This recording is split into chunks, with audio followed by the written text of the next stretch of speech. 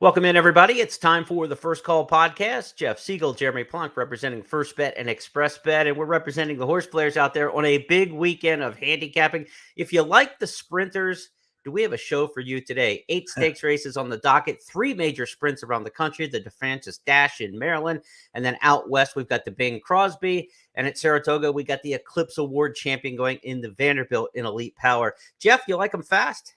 I do, and I don't know if this was by chance or all the tracks got together and said, let's have sprint weekend here. We've got Maryland's big race, the Frank DeFrancis, and of course, huge sprints out here in California with the Bing Crosby, a grade 1, and then, of course, the Vanderbilt. So, I think we'll learn something about the sprinters this weekend and who might step to the front, although already in the front. Clearly, Elite Power is on top so far. But we'll talk about this in a minute, but I'm a little bit nervous about his race this week because I don't know why. Sometimes when you don't like a horse or you're afraid he might not run, you can itemize the reasons. I can't find anything other than my gut, so sometimes my gut's right, sometimes it isn't, but we'll talk about that in a minute. But great racing, and of course, with the Jim Dandy and another major stepping stone to the Travers. Yeah, a couple Breeders' Cup champions, right, going at it this weekend. You've got the Turf winner coming back at Saratoga in Rebels Romance. You got the Juvenile winner Forte back in action. Of course, the scratched favorite for the Kentucky Derby after much angst Derby week. Maybe he can get back to his best self, but we will see at the Spa this summer. Hey, if you like to play the international races, a lot of great international races coming up Saturday morning stateside time as you play with Express Bet and First Bet on the card at Ascot. It's King George V Day, defending champ Pile Driver in that race. A very deep race, and to help you handicap, we've got the local experts from At the Races with the wager guide. Go to news.first.com and download that free wager guide for King George Day. All the picks, all the races coming up on Saturday morning here stateside for a big one at Ascot. All right, let's get to our calendar here stateside, and we go to the state of Maryland for the DeFrancis Dash, one of 4 big stakes races on the card Saturday at Laurel Park. 6 furlongs for the DeFrancis. This is our Express Bet race of the week. If you'd like to pick up my analysis, be sure to sign up for the Express Bet and First Bet email newsletters. Get that sent to your email inbox each and every week. Wonder where Craig is. Jeff has had some struggles in this race over the past couple of years. 2 years ago, ran a tough second. Last year, won the race and was disqualified for interference and placed second. So they wonder where Craig is, one maybe amongst the locals, but this Brittany Russell trainee comes off a difficult race last time out in the Maryland Sprint at Pimlico. Back to Laurel, the best track for wonder where Craig is, and certainly the best sprinter based at Laurel Park and based in Maryland. Does he get it done, or are you looking for somebody from out of town, perhaps? I'm looking for a shipper here, Lightning Larry. I look at wonder where Craig is, and I look at his form, and it's very consistent on his circuit, Atlantic Seaboard type of races there. But I'm also looking at Lightning Larry, and although he's never run at Laurel, which is hard to believe because he looks like he's run everywhere else, but he's coming off a pair of really good wins. Numbers-wise, he's faster than his main rival. But what I like most about Lightning Larry is that he's versatile. He's one of these horses that if you give him the lead, he'll say, fine, I'll take it and go on. But he's also maybe even more comfortable sitting second or third and then giving you that second move, which is what I like. And he's first or second, 12 out of 17. Very genuine and consistent, coming off a couple of wins. And I just think that he's at 8-5. I think if you can get 8-5, that's probably a good price for a horse that good. And like I say, his recent form is outstanding.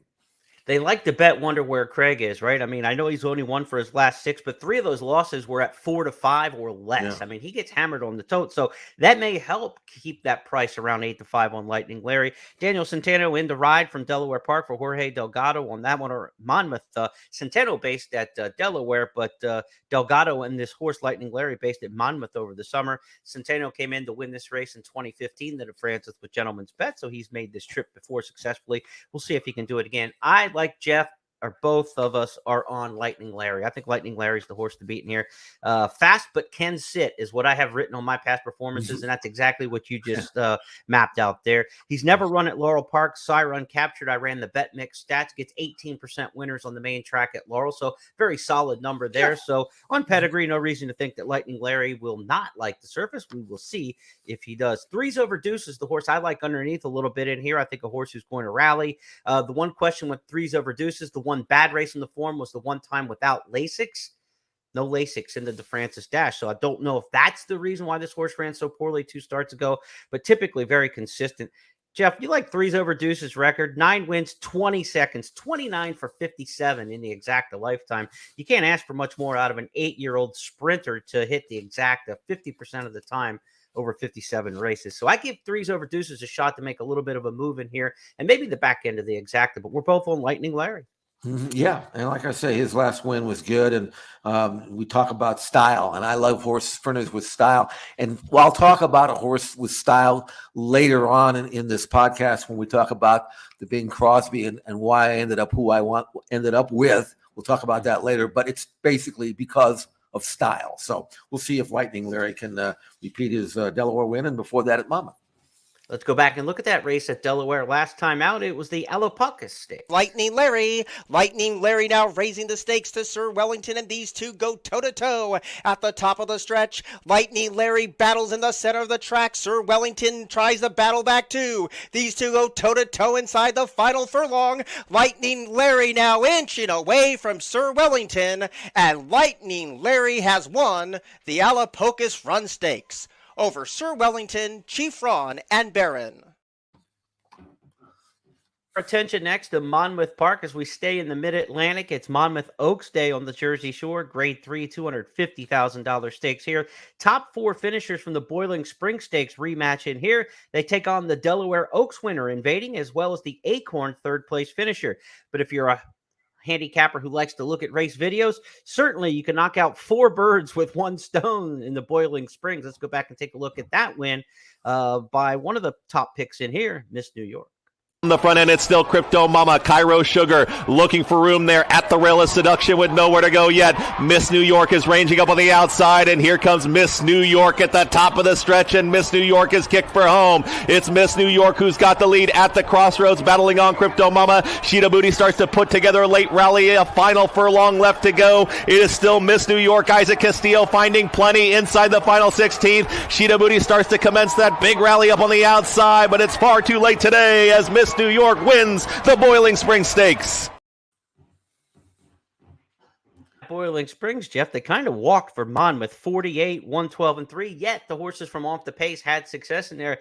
They may even get a little bit more pace here in the Monmouth Oaks, and that should play well for Miss New York and Sheeta Beauty, the other one who came from off the pace to run second in there for Chad Brown. One of the things about that performance, I was prepared to pick a colt coming out of better races, and certainly a colt, the Into Mischief filly, coming in after finishing a very good third to in the Acorn behind Pretty Mischievous. I mean, that's the best filly in the division. So It was easy. It would have been easy for me to pick a colt here, and I still think she's got a great chance. Don't get me wrong, but in watching Miss New York's win in the Boiling Springs, I mean, we saw from the 5/16 pole to the wire, and she was very wide. But what we didn't see was she was very, very wide into the clubhouse, turned into the backstretch. I can't remember the last time I saw a winner who was that wide every step of the way and still come away and win. And that race left her previous form behind. I mean, she'd run some okay races, but that was her best.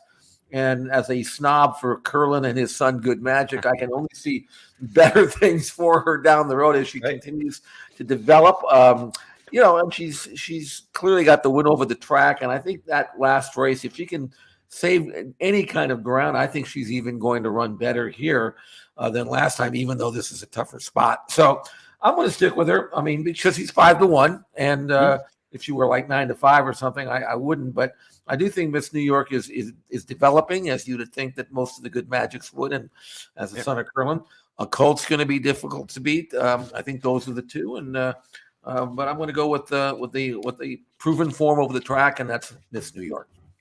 She runs on anything: turf, synthetic, dirt, overseas, domestically.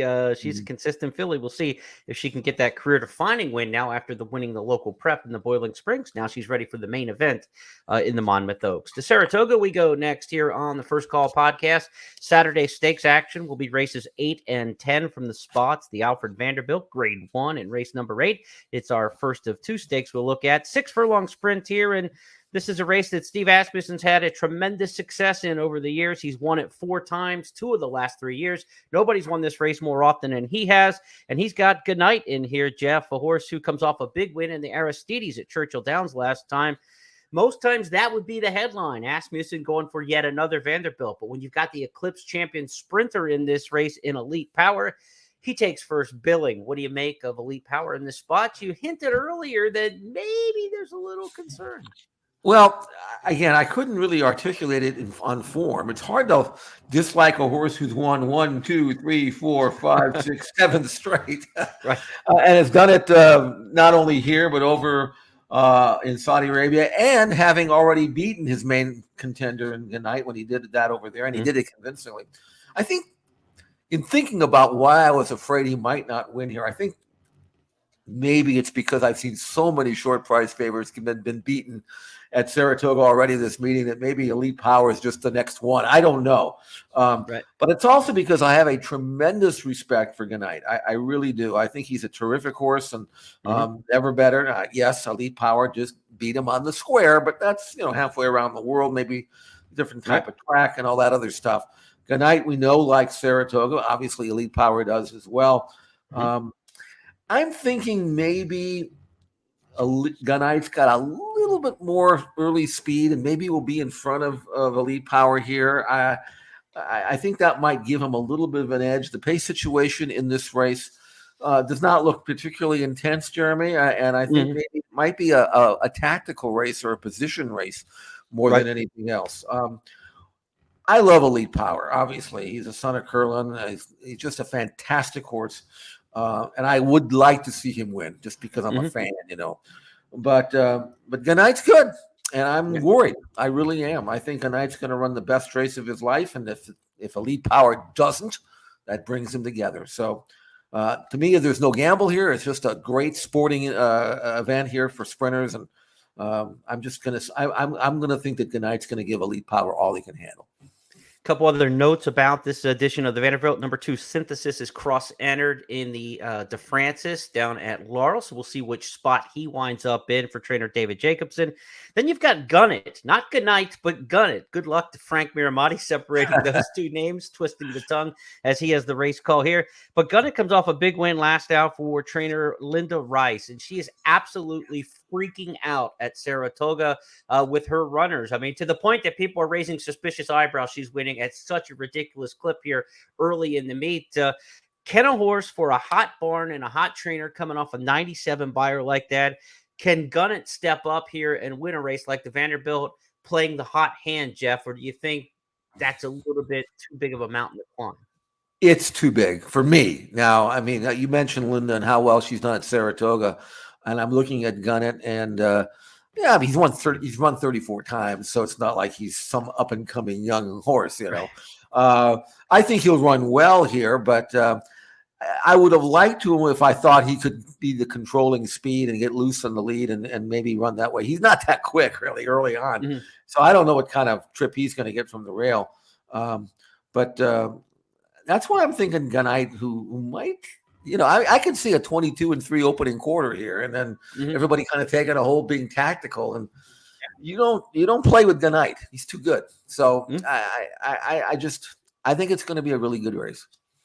Let's take a look back at Elite Power's big win in the True North on Belmont Stakes Day. Last time we saw him in New York. Now they're moving for the quarter pole, and it is Strobe who's right alongside of today's flavor as Elite Power now gets in gear on the outside. Anarchist is in fourth, and here comes Elite Power, and he powers to the front now. Elite Power in front past the furlong marker. It's Elite Power by 3 lengths. Anarchist now moving into second. It is Elite Power, and the winning streak is at 7 as he takes the Grade 2 True North Stakes. Elite Power, a champion sprinter.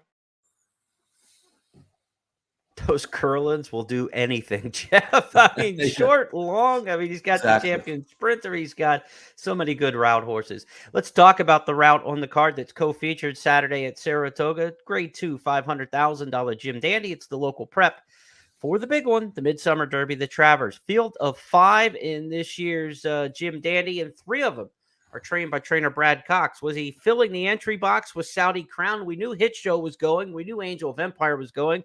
Forte and Disarm were also in the race. We knew those 4 probables earlier in the week when we talked on our Tuesday podcast. It's official. We said there's really no pace in the Jim Dandy. Then he throws Saudi Crown in, Brad Cox. So is the Dwyer runner-up and pacemaker in this race to set a pace for Hit Show and Angel of Empire, or is he in it to win it? He might have been entered for that reason originally, but now I think Brad looks like, wait a minute now. Who's going to go with Saudi Crown? Maybe he gets loose in the lead and keeps going. Yeah. I don't know whether or not he's the kind of horse who can switch off and slow down and be effective. He may be the kind of horse that you got to let him roll out of there. If you take his best weapon away, I mean, it's wonderful that he was able to run so well, going 44.3 to the half, going a mile, which you normally wouldn't see. But will he be just as effective if he goes in 48 going a mile? I don't know, and I think maybe Brad doesn't either. I don't know if he's been training to do this, but he's clearly going to be the leader and the pace setter, and he's a good colt. He's only run the 3 times, and he did earn a 106 buyer number in his last start, and guess what? That's tops in the field. Now, granted, that's a 1-turn mile, but it does show you that he's not some slowpoke who's just trying to steal a race. He can run. And although he's only had the 3 starts, he's pretty good. Having said that, though, I think some people, and I may be guilty of this too, kind of have forgotten about Forte and how good he really can be. I mean, what's he done wrong? I mean, he was a champion 2-year-old. He won the Florida Derby. He got, he had to be scratched. Then he runs a bang-up second to the horse I thought was going to win the Belmont and Arcangelo, and he didn't run badly that day. Here's a workout with the blinkers, and I think maybe Todd's trying to get him to be more close to the pace than he's been normally used to doing. He's on the outside here. Ears are up. It's just an easy breeze, but I mean, this is typical Forte. He looks fine to me, Jeremy, even though he's going slowly. That's Emmanuel, the turf horse on the inside, who's probably saying to himself, why are you working me on the dirt? I hate the dirt.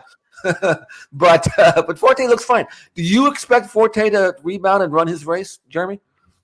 I think he'll run his race, but he could be a little bit a victim of the tactics in this race. In a small field, it's going to be kind of a rider's race. How do they clock Saudi Crown in here? Do you move too soon? Will the blinkers keep him a little bit, sharper and closer to the pace where he doesn't quite finish with the same? I think if he gets to the top of the stretch and he's got the leader in his crosshairs, that he'll run him down. He seems to want to win, with Forte. He's going to keep coming in a race. I just wonder if he's like a little bit close and then he kind of flattens at the top of the lane. That would be the concern in this particular spot. He does give 6 pounds to Saudi Crown. Everybody else carrying right around that 124 mark.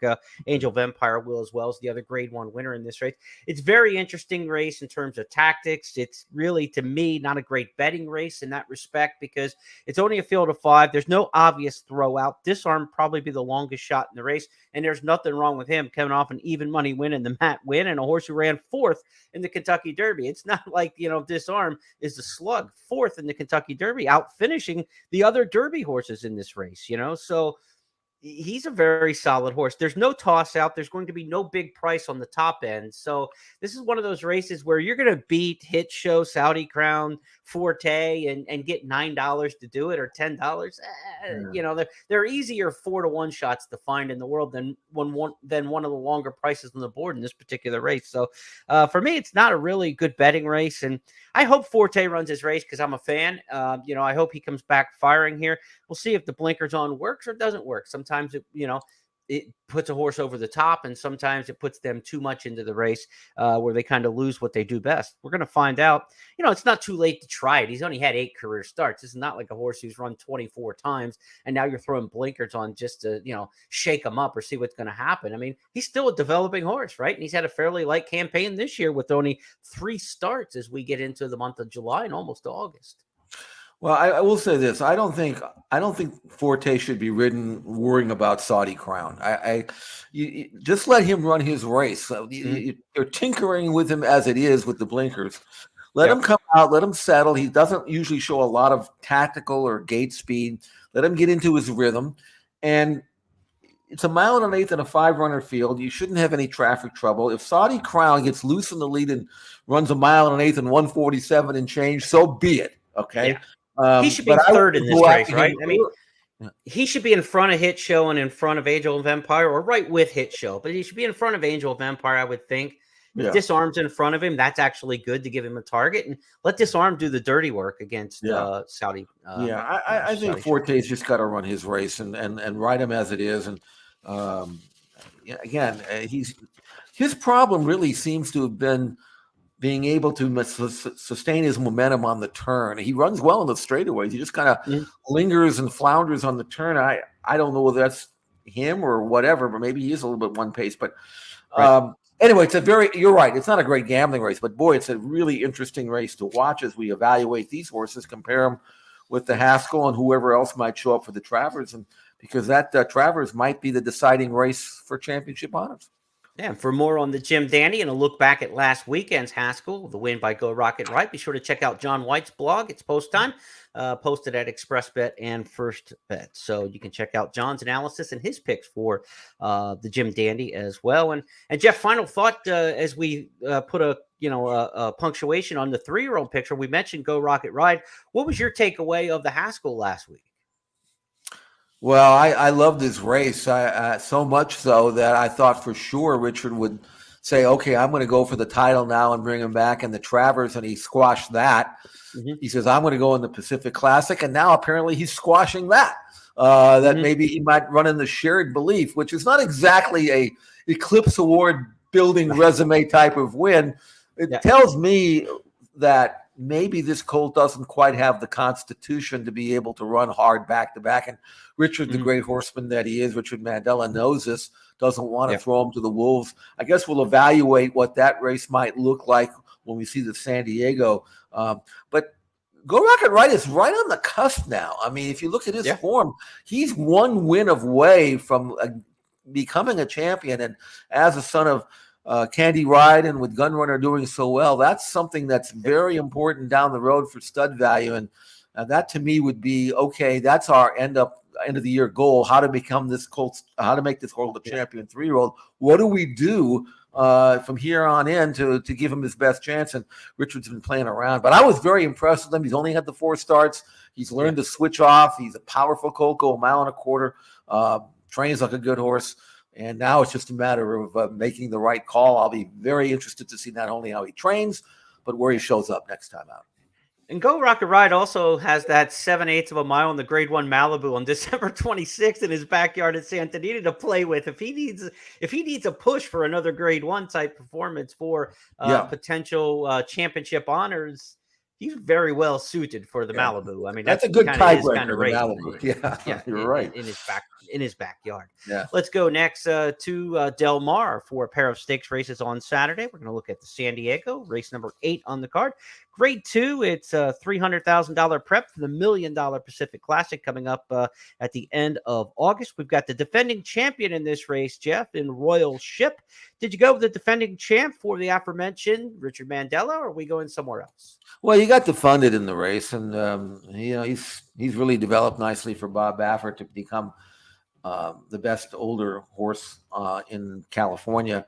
Very consistent. He's won his last 2, and he's got proven form at Del Mar. In fact, maybe one of his best races was when he won the Native Diver over this track during the fall meeting. So he's really tough. He's 8-5. He's carrying 125 pounds. That shouldn't bother him.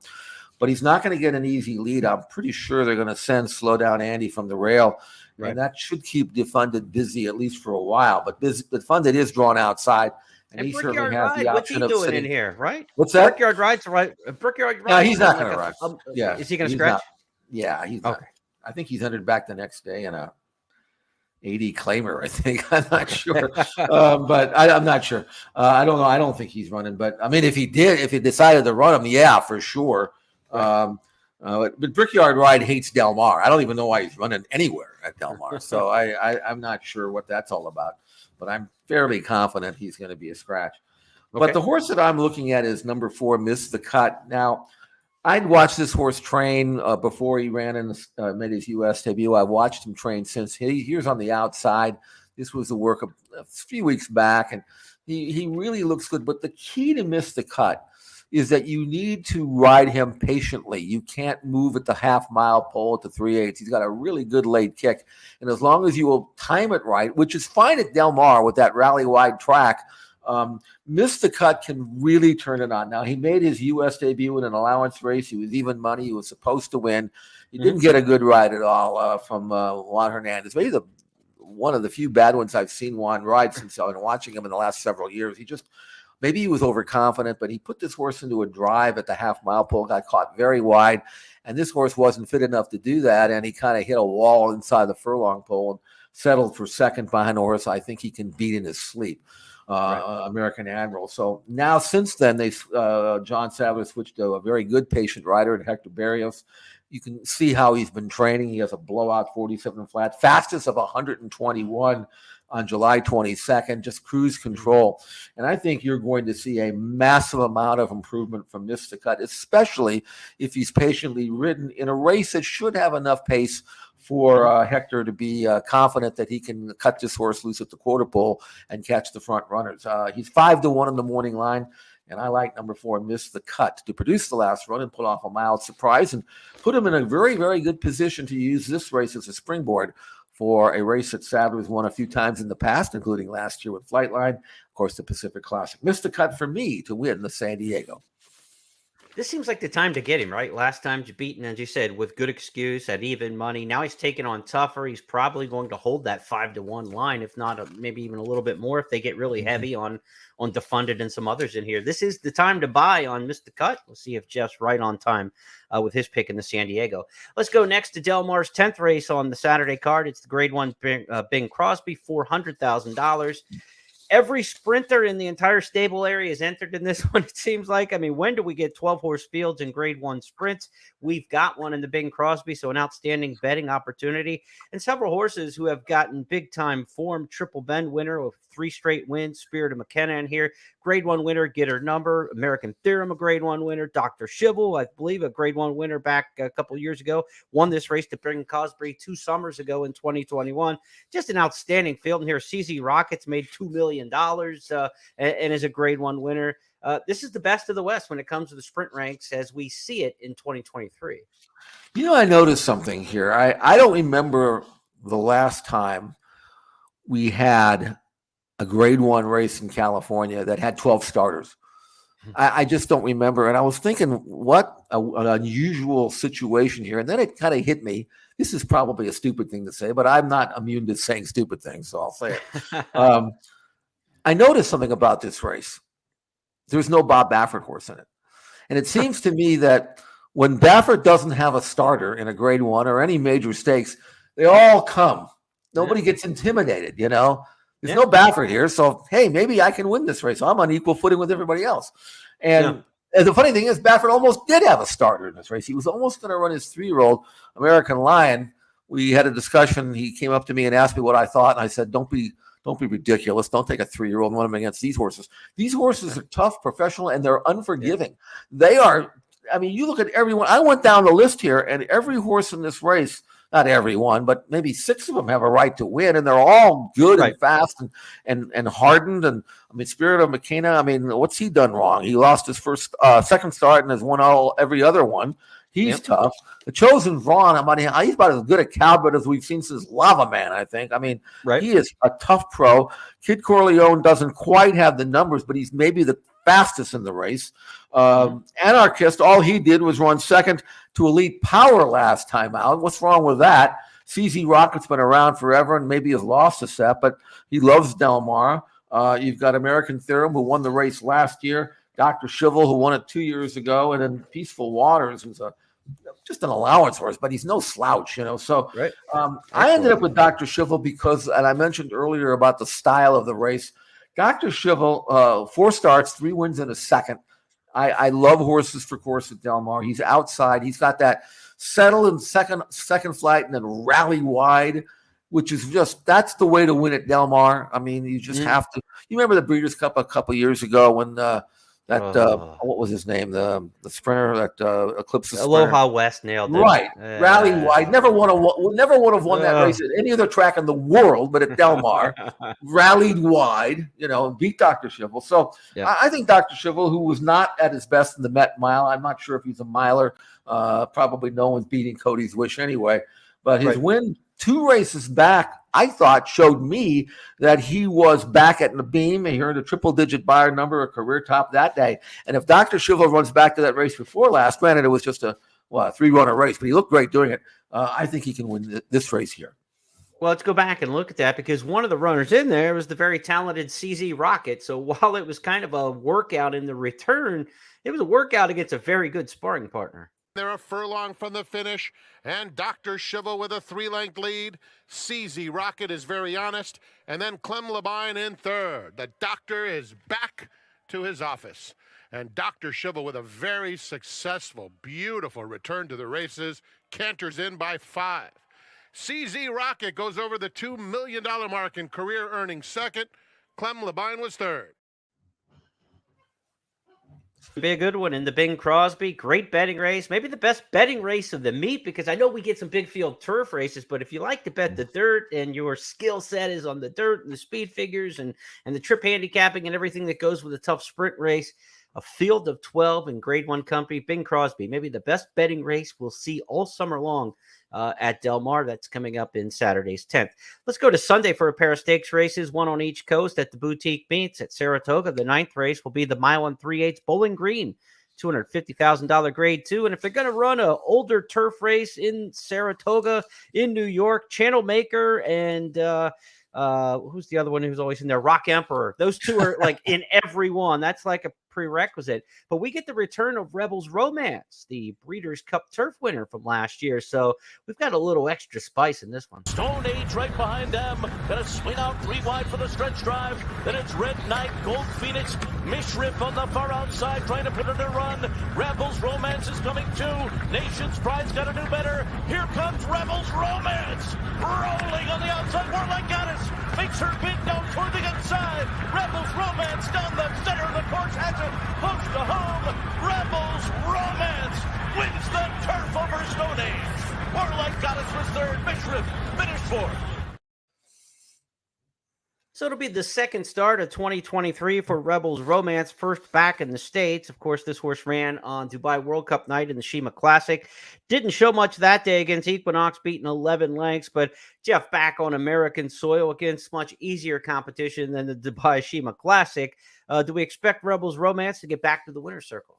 I do. I'm not quite as confident as I was when he was running last year here, when he was coming over, won the Breeders' Cup Turf. And he's a kind of horse that I wish I could see him train. We don't know. I mean, I assume he's fine. The Appleby runners this year shipping over, they were automatic plays last year and were winning everything. Not quite the same this year. And I don't know where he's at, although I'll have to assume that he's fine. He wouldn't be here otherwise. And this group is well within his range for sure. This is not a Breeders' Cup type of field. There are some nice horses in here for sure, but the field that he beat on Breeders' Cup Turf Day at Keeneland is much better. And you look also his other form is outstanding as well. I guess he'll win. I don't know what price will be, but I'd like to see him win. We always want to see the Euros do well, and I think that in this field, if he's anywhere close to what he was last year, then he shouldn't have any difficulties. Another big field, this one on the turf. Tawny Port's interesting in here. The form's just been awful this year in 3 starts. Showed nothing on dirt at Fairgrounds, Oaklawn, and Keeneland. You don't see them pull the plug from Brad Cox very often, but Peachtree Stable moves this horse from Brad Cox to Christophe Clement, and immediately they go into a turf marathon at a mile and 3/8 with a horse who was, Kentucky Derby 7th place finisher, beaten 4 lengths a couple years ago. So just last year in 2022.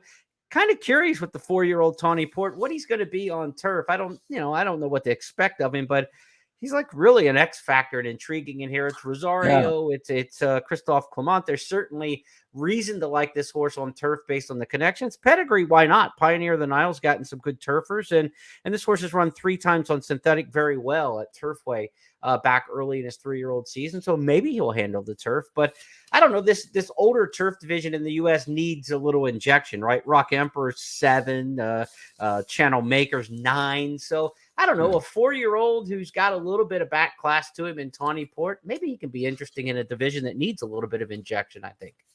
Hey, this is a bunch of bright young runners compared to what we've got at Del Mar in the Eddie Reed. I've seen these horses run a million times against each other. So this is a fresh look as far as I'm concerned. And obviously the connections making the decision to make Tawny Port into a grass horse. That's why they took him away from Brad and gave him to Christophe Clement. Figured, all right, Christophe, we want this horse to be a grass horse. Work your magic. Do whatever you can do. Run him whenever you want him to run. We haven't been out since April. Don't run him until you think he's ready to run, and we'll throw him in there and see if that's the answer. Because 4 really terrible dirt races in a row maybe would indicate that that's not going to be in his future. I think it's an experiment worth taking. So I'm just as curious as you are to see how Tawny Port can enter this group and see if he can be competitive. That's the Bowling Green Stakes coming up on Sunday at Saratoga. To the Eddie Reed, the aforementioned old folks game, if you will, the old timers game, maybe the veterans who've been going against each other in Southern California. They'll meet up in the Eddie Reed at 9 furlongs coming out of the turf shoot there at Del Mar. Grade 2, $250,000 purse here. And Jeff, count again when we talk about the veterans. This is an 8-year-old who's been away since May of 2022. What can we expect from Count Again as we go back and take a look at some of his workout video from XBTV? This one at Del Mar just about a week or so ago. Yeah, he's the one on the outside. He's working with Gold Phoenix, who is another Phil D'Amato, who, by the way, has 4 of the 9 in this race. I like the way he's going on the outside. It's not a race. They're not racing. They're just trying to finish head and head, and neither one being asked. So I thought that Count Again looked to me like he was eager and fresh and away for so long, but he's run well fresh before.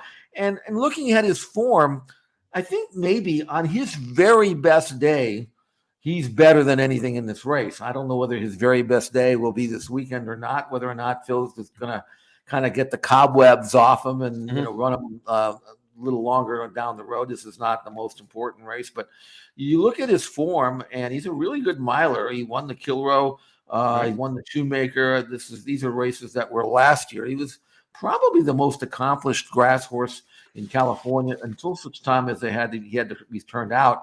And as an old horse, you never know how much rust he's going to have. But he's only had 17 starts. He's got some beat up old horse, and the way he's been training, I think he's going to run very well. But like I say, this is a group that kind of takes turns. Gold Phoenix on his best day can run well. I mean, even Master of Foxhounds, based on the lack of pace in this race, he should get a good trip. I mean, Dicey Mochara likes the course. McKinnon's back for Dungan. I mean, this is like, I don't know. I mean, really. I mean, and it's just, I just picked Count Again because I know that on his very best day, he's good enough to win. And whether or not that's going to be this week, Sunday, I don't know. But got to pick somebody. But this is one of these pick a name out of the hat and make a case for him. And I could do that if I had to do that. So, sometimes you just simplify it to the least common denominator. And the only speed horse in the race is on the rail. I'm going to be somebody. He's Northern California, but he's got a good record, 7 for 19. Likes to win races. You got the rail. Kyle Frey's got to just send him to the front. There's no pace in this race at all. He only got beat a length and 3/4 in the Wicker here last year. Now this is a tougher race than the Wicker, but it goes to show that he handled Del Mar okay that day, and he wasn't near the front. He's going to take him as far as he can. I don't know if he can win the race, but horses like this are very good second and third when you're playing exactas and tries.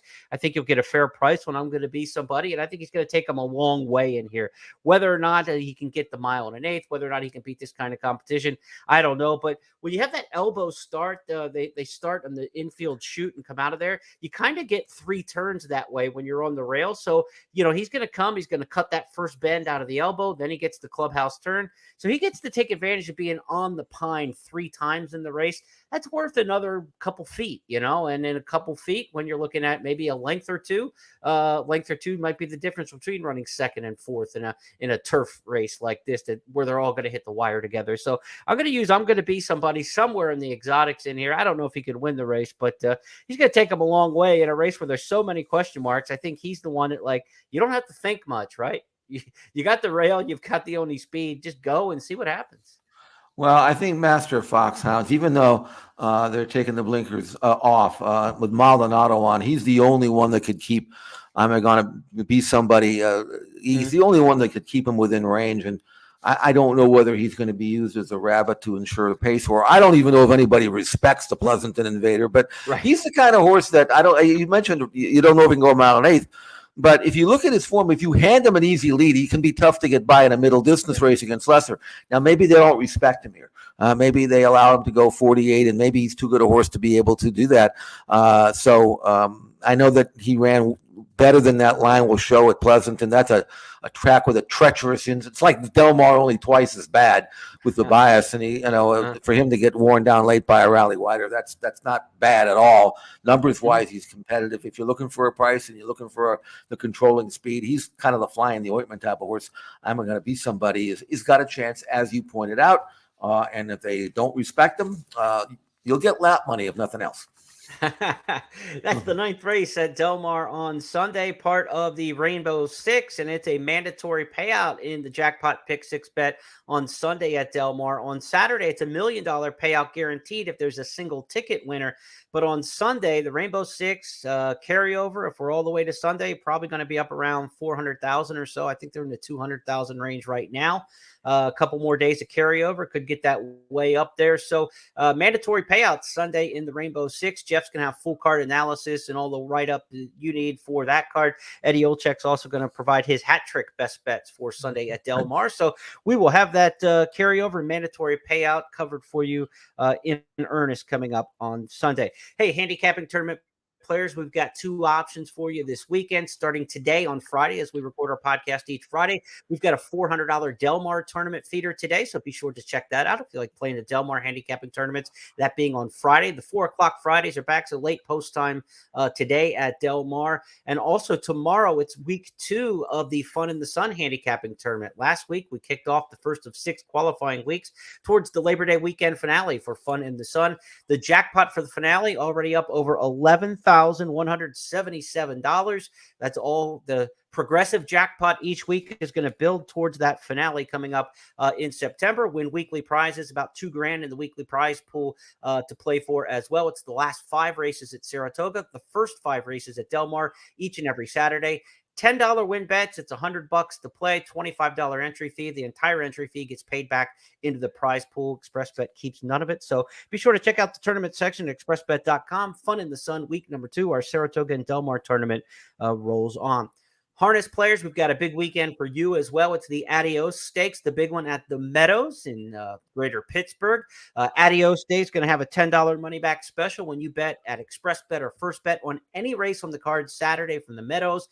And they've got $170,000 in guaranteed pools and multi-race wagers. So be sure to check out the action harness-wise at the Meadows on Saturday for the Adios final. Al Magli, our harness handicapper, will have all the write-up on that for you in the blog section, Express Bet and First Bet.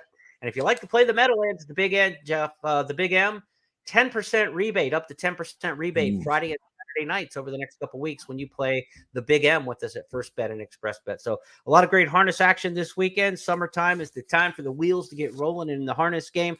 Hamiltonian now just a week or 2 away at the Big M. So a lot of great stuff. And again, that international showcase for the King George Stakes Day at Ascot on Saturday morning. So from morning to night, we've got international harness, thoroughbred, everything going. Should be a huge weekend. And as we mentioned at the top, what a weekend for the sprinters. Yeah, it's going to be fun this weekend, and every weekend now in August is going to be fun as well. So good gambling, good racing, critical racing. Championships can be decided even this early in the year. We still got several races in several divisions, but the leaders in the division are starting to formulate, and we will. I hope we have some separation, or at least some something that happens with the sprinters this weekend that can point ahead, and maybe we'll have a new shooter in there. So good racing and good gambling, and good luck to everybody. Well, we hope you play with First Bet and Express Bet this weekend. Jeff and I will be back on Tuesday to recap it all on the It's Official podcast, where we take on 5 hot topics each and every week. On behalf of everybody with First Technologies and my partner, Jeff Siegel, I'm Jeremy Plonk. Good luck at the races this weekend. We'll talk to you next week.